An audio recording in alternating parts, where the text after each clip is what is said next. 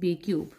এটার থেকে আমরা কি পাচ্ছি, এটার থেকেই আমরা পাচ্ছি, সো আমরা ইকুয়াল টু দিয়েও লিখতে পারি a cube minus b cube minus, এখানে যদি আমরা 3ab কমন নিয়ে নিই, 3ab ব্র্যাকেটের মধ্যে থাকবে এ মাইনাস বি।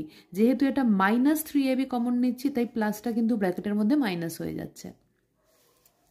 পরেরটা করব। পরের ফর্মুলাটা আছে a plus b whole cube plus a minus b whole cube. এর আগে আমরা পেয়ে গেছি a plus b whole square plus a minus b whole স্কোয়ারের ফর্মুলা, সেভাবেই আমরা এবারে হোল কিউব প্লাস করব। সেটার ফর্মুলা কি হবে সেটা একটু করে নিই আমরা চটপট করে। আশা করি তোমরা বুঝতে পারছো, যদি বুঝতে না পারো তোমরা অবশ্যই কিন্তু কমেন্টে জানাতে পারো, সেই মতন আমরা আলোচনা করে দেবো। A plus b whole cube plus a minus b whole cube হচ্ছে 2 ব্র্যাকেটের মধ্যে এ কিউব প্লাস 3ab স্কোয়ার।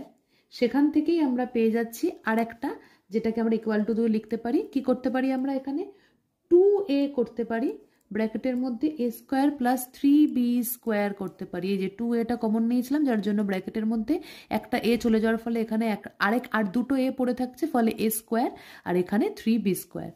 এই সব কটা ফর্মুলা কিন্তু আমাদের ম্যাথস করার সময় লাগবে, তাই আমরা প্রত্যেকটা ফর্মুলা প্রত্যেকটা মনে রাখবো। এমন না যে আমি